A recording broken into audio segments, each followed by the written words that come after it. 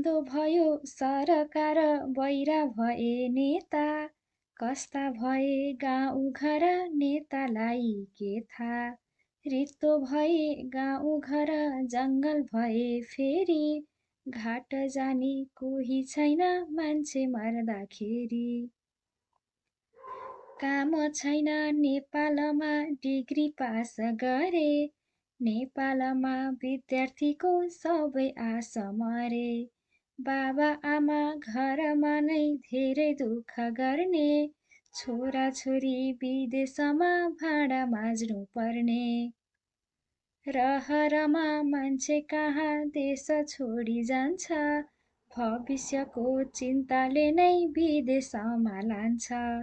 मेरो देश देख्दाखेरि रुन मन लाग्छ।